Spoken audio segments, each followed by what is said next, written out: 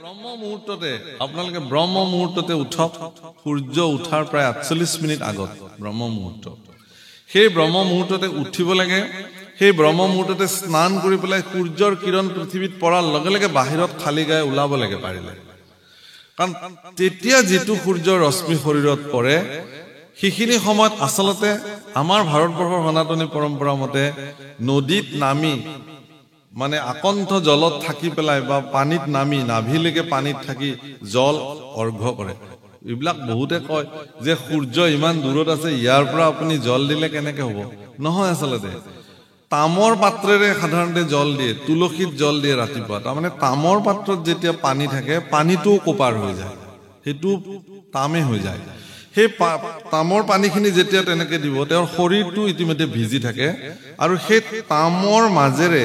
তামৰ জলৰ মাজেৰে সূৰ্যৰ ৰশ্মি যদি পাৰ হৈ আহি শৰীৰত পৰে তেতিয়ালে শৰীৰত এক বিশেষ শক্তি জাগ্ৰত হৈ যায় বিশেষ এনাৰ্জি আপোনালোকে ৰাতিপুৱা যিবিলাক এইবোৰ কাম কৰে তেওঁলোকে জানে আৰু সেই এনাৰ্জিটো যদি প্ৰতিদিন সেই শক্তিটো যদি এজন যুৱকে বা এজন যুৱতীয়ে যদি ল'ব পাৰে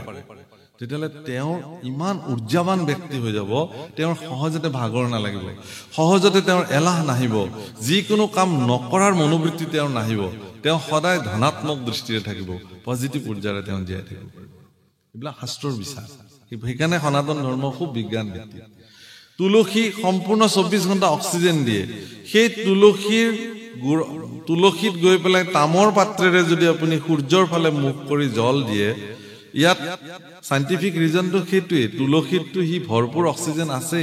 ইফালে সূৰ্যৰ হেঙুলি কিৰণ ইফালে তামৰ পাত্ৰৰ তামযুক্ত পানী আপোনাৰ শৰীৰ তেতিয়াও ভিজি আছে স্নান কৰি আহিছে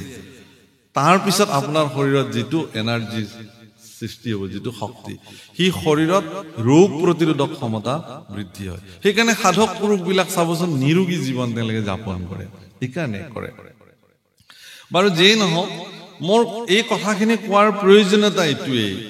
যে আজিৰ প্ৰজন্ম যে এই কথাবিলাক ভাগৱতৰ এই কথাবিলাক যিবিলাক বয়োজ্যেষ্ঠ ব্যক্তিয়ে শুনি আছে ইয়াত তেখেতলোকৰ জীৱনত আত্মসন্তুষ্টিৰ বাহিৰে আৰু এইবিলাক পদৰ একো কাম নাই কথাটো অপ্ৰিয় তেওঁলোকে মাত্ৰ খুব ভাল লাগিল ভাগৱত কথা শুনি তাৰ বাহিৰে তেওঁলোকৰ জীৱনত প্ৰেক্টিকেলি কৰিবলগীয়া আৰু তাত একো নাই কিন্তু ভাগৱতৰ এই কথাবিলাক প্ৰেক্টিকেলি বাস্তৱিক অৰ্থত যদি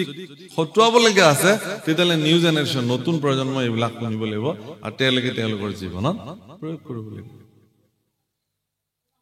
আপোনালোকে দেখিছে যে উঠি অহা প্ৰজন্মই কৰিবলগীয়া কাম বহুত আছে তেওঁলোকৰ এজন ল'ৰা বা ছোৱালী এজন কেৱল শিক্ষিত হলেই নহব আধ্যাত্মিকভাৱে তেওঁ পৰিশীলিত হ'ব লাগিব সেইকাৰণে ভগৱন্ত পুৰুষে উদ্ধৱক ক'লে যে সেই ভক্তিৰ ধাৰাটো মই এই কথাটোকে ক'ব খুজিছো ভক্তি কেৱল এটা আধ্যাত্মিক বস্তু চাকি জ্বলাই নাম গোৱাটোৱে ভক্তি নহয় আপোনাৰ ভিতৰত জন্ম হোৱা এটা সাংঘাতিক ধনাত্মক ঊৰ্জা তাকে ভক্তি বোলে যিটো ঊৰ্জা আপোনাৰ মন আৰু মানসিকতাত আছে কাৰণে আপুনি যিকোনো পৰিৱেশ পৰিস্থিতি আপোনাক তলাব নোৱাৰে যিকোনো পৰিস্থিতি আপোনাক হাৰ মনাব নোৱাৰে যিকোনো দুৰ্ভাগ্যজনক পৰিস্থিতিৰ সন্মুখীন হলেও আপুনি ইমান সোনকালে তাৰ ওচৰত নতশিৰ নহয় এনেকুৱা মন আৰু মানসিকতা যদি সৃষ্টি হয় কোনোবাৰ অন্তৰত তেওঁ জগতত জয়ী হ'ব পাৰে তেওঁ কোনো হৰুৱাব নোৱাৰে তেওঁৰ পৰাভৱ নাই গতিকে এইটো আমাৰ কাৰণে প্ৰয়োজন আছে এইটোৱে ভক্তিৰ মূল সূত্ৰ প্ৰভুসকল নহলে কিয় কৈ থাকিব ইয়াত গুৰুজনাই ইমান শিক্ষিত মহাপুৰুষ এগৰাকীয়ে মানুহক কেৱল বহুতে কয় যে কানি খোৱা নিচাৰ নিচিনাকে কেৱল নামঘৰত গৈ নাম খোল বজাই থাকিলে হ'ব নেকি আৰে এইটোৱে মূল কথা হৰি নাম কীৰ্তনত নাহি কাল দেশপাত্ৰ নিয়ম সংযম একবিধি সেইকাৰণে আমি বিলাকে সব একলগ হ'ব লাগে এতিয়া আমি দৃঢ় সংকল্প ল'ব লাগে যে মহাপুৰুষে যি ব্যৱস্থা কৰি থৈ গ'ল সেই ব্যৱস্থাক আমি কোনো কাৰণত এৰিব নালাগে প্ৰভু যি এক ঈশ্বৰত আত্মসমৰ্পণ কৰাৰ যি ব্যৱস্থা ইয়াত আপুনি কাকো আপুনি ঠিকা দিব নালাগে মোৰ হৈ আপুনি ভক্তি কৰি দিয়ক নালাগে আপুনি নিজেই কৰিব পাৰে আপুনি নিজে নাম গাওক আপুনি নিজে পাঠ কৰক আপুনি নিজে ভগৱানৰ ওচৰত কান্দি কান্দি প্ৰাৰ্থনা কৰক আপুনি নিজে ভগৱানৰ ওচৰত যি আনিছে তাকে শৰাই হিচাপে নিবেদন কৰক মানে প্ৰসাদ হিচাপে তাক গ্ৰহণ কৰক নিজেই কৰক কাকো নালাগে আপোনাৰ চিত্ত শুদ্ধ হলেই হ'ল সব শুদ্ধ হৈ যাব অত্যন্ত কপট আৰু অশুদ্ধ চিত্তৰ মানুহে ফালি ফুটালৈ যিমান বেশভূষাৰে নাহক কিয় তেওঁ অৰ্পণ কৰা হেৰি নিবেদন ভগৱানে গ্ৰহণ নকৰিব পাৰে কিন্তু আপোনাৰ যদি হৃদয়ত অত্যন্ত সৰল সহজ মনোবৃত্তি আছে মই মানে এটা খুব ৰসাল কাহিনী কওঁ প্ৰায় কৈছো যে এখন ঘৰৰ এজন খুব খোৱা ল'ৰা আছিলে খাই আৰু ভাল পায় পৰিয়ালৰ লোকে ভাবিলে যে যদি ই বাচি থাকে যে সেই ল'ৰাটো সদায় খাই ভাল পায় তে এদিন পৰিয়ালৰ লোকে তাক দেখিলে যে ই যদি আমাৰ পৰিয়ালত থাকে তেতিয়াহ'লে আমি গোটেইবোৰ লঘনে মৰিব লাগিব সেইকাৰণে তাক ঘৰৰ পৰা উলিয়াই দিলে সি গুচি গ'ল ঘৰৰ পৰা যেতিয়া ঘৰৰ পৰা সি গুচি গ'ল তেতিয়া সি কান্দি কান্দি চিন্তা কৰি আহিলে যে মই এতিয়া ক'ত থাকিম তেওঁ এখন আশ্ৰমত প্ৰৱেশ কৰিলে সেই আশ্ৰমখনৰ যিজন আশ্ৰমৰ অধীশ্বৰ তেওঁ সুধিলে যে গুৰুদেৱ মই ইয়াতে থাকিব পাৰিমনে পাৰিবা ইয়াত কি কাম একো কাম নাই ঈশ্বৰৰ নাম ল'ব লাগে আৰু আশ্ৰমৰ যি কাম আছে আশ্ৰমত গৌশালা আছে গৰু ঘাঁহ দিব লাগে গৰু পালন কৰিব লাগে চাফ চিকুণ কৰিব লাগে ঈশ্বৰৰ কৰ্ম কৰিব লাগে ৰন্ধা বঢ়া কৰিব লাগে বাছ যি আছে যাৰ যি ভাল পায় কৰিলে হ'ল আশ্ৰম সেইখন বোলে ইয়াতে খাব ল'ব ঠিকে পায়নে গুৰুদেৱ পায় বোলে যোনে যিমান খাব খোজে ইমান দিয়ে নে দিয়ে থাকিব পাৰিব গতিকে তেওঁ দেখিলে যে তাত তেওঁ ঠিকেই আছে তেওঁ ধুনীয়াকে খাইছে সুন্দৰকে এদিন তেওঁ দেখিছে যে কোনো মানুহ ৰান্ধনশাললৈ যোৱা নাই তাতো ভোক লাগি আহিছে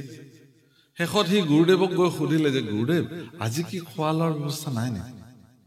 বোলে আজি নাই আজি একাদশী ব্ৰত আজি কোনেও নাখায় ভগৱানেও নাখায় নে বোলে আজি ভগৱানকো দিয়া নাযায় আজি একাদশী ব্ৰত আছে ব্ৰত ভাঙিলে ভগৱানকো দিব নিজেও খাব বোলে মই কি কৰিম বোলে তুমিও একাদশী পালন কৰিব লাগিব আজি খাবলৈ দিয়া নহয় বোলে গুৰুদেৱ মই যদি একাদশী পালন কৰো তেতিয়াহ'লে দ্বাদশীটো মই দেখাই নাপাম মই মৰিব লাগিব মই নোখোৱাকে থাকিব নোৱাৰো আৰে এইটোতো ডাঙৰ কথা হ'ব বোলে সঁচাকে মোৰ এতিয়া গাটো বেয়া লাগি আহিছে মোৰ কি হয় ঠিক নাই মই মানে নোখোৱাকে মই থাকিব নোৱাৰো আৰে ডাঙৰ কথা হ'ল যে ঠিক আছে তুমি এটা কাম কৰা ভঁৰালৰ পৰা তুমি অকমান বস্তু লৈ যোৱা চাউল দাইল যি লাগে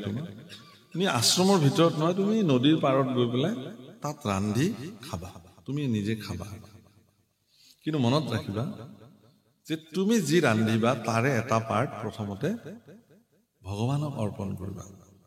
ঠাকুৰলৈ অৰ্পণ কৰিবা ৰামচন্দ্ৰ ঠাকুৰলৈ এই বুলি তেওঁ কি কৰিলে খাদ্য বস্তু লৈ গৈ আৰু নিজে কোনোদিনে ৰান্ধিও পোৱা নাই খায়ো মানে নিজে সেনেকে নাখায় ৰান্ধি বেলেগে দিলে খায় সেইদিনাখন আৰু উপায় নাপায় পেটৰ ভোকত আৰু নিজে নিজে ৰান্ধিছে ৰান্ধি বাঢ়ি এতিয়া ভগৱানক কেনেকে ভোগ লগাব লাগে এইটোতো নাজানে প্ৰভু অকল ভগৱানক ভোগ লগোৱা এটা প্ৰক্ৰিয়া আছে ভোগ মানে আপুনি যে আজি শৰাই নিবেদন কৰিছে ইয়াকো ভোগ লগোৱা বুলি কয় ভগৱানক খালি মহাপুৰুষ শংকৰদেৱ গুৰুজনাই আমাৰ ইয়াতে ভোগৰ ব্যৱস্থাটো বেলেগ কৰিলে ভাৰতবৰ্ষৰ অন্যৰ লগত নিমিলে আজি জগন্নাথত যেনেকে চাউল মানে কি ভাত দাইল চব্জি খিচিৰি চব দিয়ে বৃন্দাবনত যেনেকে মিঠাই বস্তু দিয়ে মাখন চঞ্চুপুৰি মোৱা লাৰু এইবিলাক দিয়ে সেইবিলাক ভোগ বুলি কয় ভগৱানৰ ভোগ আমি যে মগু কল আদা এইবিলাক মিশ্ৰণ কৰি দিছো ইও ভোগেই হয় ভগৱানৰ কাৰণে ভগৱানৰ কৃপা দৃষ্টি হোৱাৰ পিছত যেতিয়া উভতি আহে তাক প্ৰসাদ বোলে ভগৱানলৈ প্ৰসাদ আগবঢ়োৱা নাযায় কিন্তু কাৰণ ভগৱানক প্ৰসাদ দিয়াৰ অধিকাৰ আমাৰ নাই প্ৰসাদ মানে কৃপা ভগৱানক কৃপা কৰাৰ অধিকাৰ আমাৰ নাই ভগৱানৰহে আমাক কৃপা কৰিব এতেকে ভগৱানৰ চৰণৰ পৰা নিবেদিত দ্ৰব্য ভোগ যেতিয়া পুনঃ ভকতলৈ উভতি আহে সেইখিনিকহে প্ৰসাদ বোলে তো তেওঁ এতিয়া কেনেকে ভোগ লগাব এইটোতো নাজানে এইটো এটা মানে বৃন্দাবনৰ ঘটনা তাৰপিছত তেওঁ কি কৰিলে মানে গোটেই দ্ৰব্য বস্তুখিনি আগবঢ়াই দিছে দি পেলাই তেওঁ খুব ধুনীয়াকৈ প্ৰভু ৰামক মাতিছে হে ৰামচন্দ্ৰ তুমি আহা মই ভোগ লগাইছো তুমি ভোগখিনি গ্ৰহণ কৰা মইতো নাজানো একো মন্ত্ৰও নাজানো স্তুতিও নাজানো একোৱেই নাজানো এনেকে বহুত মাতিছে কিন্তু ভগৱানটো নাহে এতিয়া যিমানে সময় গৈছে তেওঁৰ আকৌ ভোগটো বেছি আহি লাগিছেগৈ তাতে আকৌ অন্ন সন্মুখত বিদ্যমান শেষত তেওঁ এই বুলি কৈছে যে হে ভগৱান ভোগ দিয়াৰ পিছত আৰু ইমানকে মাতিব লাগেনে আজি একাদশী তুমি ক'তো নোপোৱা খাবলৈ চব বন্ধ আজি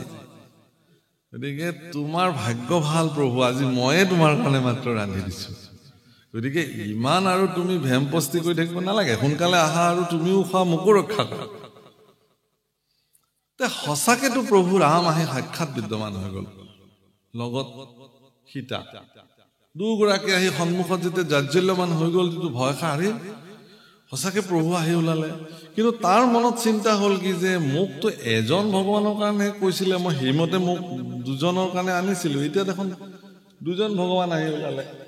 এতিয়া মোৰ ভাগত কমেই পৰিব নেকি তাৰ এবাৰ সি খাদ্য বস্তুলৈ চাইছে এবাৰ ভগৱানলৈ চাইছে ভগৱানে বোলে কি হৈছে ন তোমাৰ দিয়া আকৌ ভোগ তুমি মাতিছা আমি আহিছো তাকে প্ৰভু ঠিক আছে লওক প্ৰভু নহয় তোমাৰ মনত কিবা এটা খেলি আছে কোৱাচোন কি নাই একো নাই আপুনি লওক প্ৰভু ভগৱানক ল'বলৈ দিলে তাৰ পিছত তেওঁ দ্বিতীয়বাৰৰ কাৰণে দ্বিতীয়বাৰ একাদশী আহিলে ভগৱানক তেওঁ কৈছে সিদিনাখন যে প্ৰভু তুমি ভোগটো খোৱা অহা একাদশীত মই পুনঃ এই স্থানতে তোমাৰ কাৰণে ভোগ বনাম ইমান যাতে মাতিব নালাগে প্ৰভু এবাৰ ক'লে যাতে আহা আৰু এটা মোৰ নিবেদন কিমান গৰাকী আহিব মোক হিচাপটো দিলে ভাল হয় কাৰণ মই নহ'লে হিচাপটো সেনেকে গুৰুদেৱে দিয়েতো ৰামচন্দ্ৰই ক'লে হ'ব এইটো সময়ত দেখা যাব এই বুলি ভোগ লৈ গুচি গ'ল প্ৰভু সি আহি পেলাই গুৰুদেৱক ক'লে যে গুৰুদেৱ আপুনি এজন ঠাকুৰৰ কথা কৈছিলে দুগৰাকী ঠাকুৰ আহিলে দুজন ভগৱান আহিলে অহাবাৰ কিন্তু মোক দুজনৰ কাৰণে দিব গুৰুদেৱে মহিষিকে হাঁহিছে কোনবা ঠাকুৰ আহি ওলালে কোনবা আহি মানুহে খালে এবাৰ হ'ব ঠিক আছে অহাবাৰ তাক দুজনৰ কাৰণে দিবা তে দুজনৰ কাৰণে দিলে অহা একাদশীত তেওঁ তেনেকে নদীৰ পৰা ৰান্ধি আগবঢ়াই দিলে যে প্ৰভু আহা সোনকালে দেৰি কৰিব নালাগে আজি একাদশী তুমি ক'তো নোপোৱা ময়ে তোমাৰ কাৰণে একমাত্ৰ ভক্ত যি আজিৰ দিনতো মই তোমাৰ কাৰণে ভোগ বনাইছো তে ভগৱান আহিলে সেইদিনাখন আকৌ ভগৱানৰ লগত লক্ষ্মণো আহিছে ৰাম লক্ষ্মণ সীতা আজি আকৌ তিনিটা এতিয়া এবাৰ ভগৱানলৈ চাইছে এবাৰ ভোগলৈ চাইছে আজি দুজনৰ কাৰণে আনিলো আহিল আকৌ তিনিজন ৰামচন্দ্ৰই আকৌ মিচিকে হাঁহি মাৰি কৈছে তেওঁতো অন্তৰ্যামী বুজি পায়তো চব কথা কি হ'ল তোমাৰ ছাৰ একো নাই প্ৰভু একো নাই ভোগ লওক অহাবাৰ কিমানজন আহিব এইটো ক'ব দেই মোক হ'ব তে অহাবাৰ একাদশীত তেওঁ কি কৰিলে গুৰুদেৱক ক'লে যে গুৰুদেৱ তুমি যিজন ঠাকুৰক মোৰ ভগৱানক মাতিবলৈ দিয়া এই ভগৱানজনৰ কোনো হিচাপ নাই কেইজন আহে তেওঁ মন গ'লে বেছিকে গুচি আহে গতিকে আজি মোক অকমান বেছিকে দিয়া তেওঁ যদি আজি কিবা কথাত 12জন 10জন লৈ আহে লগত মোৰটো কি হ'ব মোৰটো ভাগটো নাপাম মই এই দুটা একাদশীত মানে অৱশিষ্ট কোনোমতেহে গ্ৰহণ কৰিছো তেতিয়া গুৰুদেৱে ক'লে ঠিক আছে তোমাৰ যি মন যায় লৈ যোৱা কিন্তু আজি গুৰুদেৱ তেওঁৰ পিছে পিছে আহিল মনে যে এওঁনো কোন ভগৱানক খুৱাই চাওঁ আহিছে সেইদিনাখন তেওঁ কি কৰিছে গোটেই দ্ৰব্য বস্তু নৰন্ধাকে আগবঢ়াই দিছে দি পেলাই ভগৱানক মাতি আছে প্ৰভু আহা ভোগ গ্ৰহণ কৰিবলৈ সেইদিনাখন আৰু একদম ৰাম সীতা লক্ষ্মণ ভৰত শত্ৰুঘ্ন হনুমান জামুন চব আহিছে চব আহি উপস্থিত হৈ গ'ল বোলে ৰাম আজিতো বহুত যে ক'তা ভোগটো তুমি আজি ৰান্ধাই নাই আৰু মাতিছা আমাক যে প্ৰভু তোমাৰ হিচাপটো ঠিক নাই নহয় কিমান আহে সেইকাৰণে আজি ৰন্ধা নাই চব আগবঢ়াই দিছো আৰু তোমালোকে নিজে ৰান্ধা আৰু ৰান্ধি মেলি খোৱা আৰু ইমানেই সহজ সৰল মনোবৃত্তি শেষত যেনিবা তেতিয়া কি কৰিলে প্ৰভু ৰামে সীতা দেৱীক আজ্ঞা কৰিলে আই জানকীয়ে নিজ হাতে যেতিয়া ভোগ ৰান্ধিবলৈ গৈছে দেৱতা গন্ধৰ্ব কিন্নৰ ঋষি মুনি কোনো বাকী নাই সব আহি সেই স্থানত উপস্থিত হৈছে যে মাতৃ জগত জননী আই সীতাৰ হাতেৰে অকমান ভোগ আজি একাদশীৰ দিনা প্ৰসাদ ল'ব পাৰিলে সব আহি উপস্থিত হৈ গ'ল আৰু আই জানকীৰ আটাইতকৈ ক্ষমতা আছিল কি যে তেওঁৰ হস্ত তেওঁ স্বয়ং লক্ষ্মী গতিকে তেওঁৰ অক্ষয় তেওঁৰ পাত্ৰ যি ৰান্ধক যিমানক দিলেও তেওঁৰ কেতিয়াও শেষ হৈ নাযায় গতিকে সকলোৱে উদৰ পৰাই ভোগ গ্ৰহণ কৰিছে তেওঁ খাইছে গুৰুদেৱে দেখিছে যে ই কাৰোবাৰ লগত কথা পাতে তুমি কাৰ লগত কথা পাতি আছা বোলে গুৰুদেৱ এয়া প্ৰভু ৰাম এয়া সীতা এয়া আই অন্ন ৰান্ধিছে মইতো কাকো দেখা নাই চোৱাচোন তুমি ইমানবিলাক মানুহ আহিছে তুমি দেখা নাই তেতিয়া মানে তেওঁ প্ৰভু ৰামচন্দ্ৰৰ চৰণত বিনতি কৰিছে যে হে প্ৰভু তোমাৰ যে মই সদায় ভোগ লগাওঁ সেইটো পৰীক্ষা কৰাৰ নিমিত্তে মোৰ গুৰুজন আজি আহিছে গতিকে কৃপা কৰি তুমি গুৰুজনক এবাৰ দেখা দিব লাগে সব পৰীক্ষাৰ হয় তেতিয়া তেওঁ কৈছে যে নাই নাই নাই মই তোমাৰ গুৰুৰ কাৰণে ইয়ালৈ অহা নাই নহয় মই তোমাৰ কাৰণেহে আহিছো তোমাৰ কাৰণে আহিছো তুমি মোক দেখিছা হৈ যাব বোলে নহয় নহয় এইটো মোৰ প্ৰাৰ্থনা তেওঁৰ একান্ত প্ৰাৰ্থনাত গুৰুক ভগৱান ৰামচন্দ্ৰ সপৰিকৰ সহ যিমান আহিছে সবে সাক্ষাৎ কৰিলে গুৰু আচৰিত হৈ গ'ল কান্দিব ধৰিলে দণ্ডৱত পৰি ভগৱানৰ চৰণত যে হে প্ৰভু মোৰ জীৱন ধন্য আছিল কৈছে যে গুৰুৰ কৃপাত শিষ্যই ঈশ্বৰ দৰ্শন কৰে এই কথা আমি জানো কিন্তু আজি এনেহে ভাগ্য যে শিষ্যৰ কৃপাত গুৰুৱে ভগৱান দৰ্শন হ'লে এইটো কেনেকে সম্ভৱ হ'ল একদম সহজ সৰল হৃদয় এখনেৰে ভগৱানক অৰ্পণ কৰাৰ কাৰণে সেইকাৰণে মই কৈছো যে আমি বিলাকে বৰ বেছি আৰ্টিফিচিয়েল কি কয় এইবিলাক কৃত্ৰিমতাৰে আপুনি ভগৱানক ভজাৰ কথা নাভাবিব যি হাতত পৰিছে যিখিনি যোগাৰ কৰিব পাৰিছে সেইখিনিকে পৰম পবিত্ৰ দ্ৰব্য বুলি ভগৱানৰ চৰণত নিস্বাৰ্থভাৱে অত্যন্ত সহজ সৰল আৰু শুদ্ধ মনেৰে আপুনি ভগৱানক অৰ্পণ কৰক আপোনাৰ অৰ্পিত দ্ৰব্য ভগৱানে গ্ৰহণ কৰক আৰু আজি উদ্ধৱে এই কথাটোকে কৈছে যে এই সকলোবিলাক আচলতে কি যে মই নিজেই নিজক সমৰ্পিত কৰিছো আৰু সেইকাৰণে ভগৱান তেওঁৰ প্ৰতি সমৰ্পিত হৈ গৈছে তেওঁৰ চকুটো চকু পানী আহিছে নিয়মকো তেওঁ উলংঘা কৰিছে প্ৰয়োজনত ভক্তসকল সেইকাৰণে ভগৱানে তেওঁলোকৰ কাৰণে কোনো নিয়ম বন্ধা নাই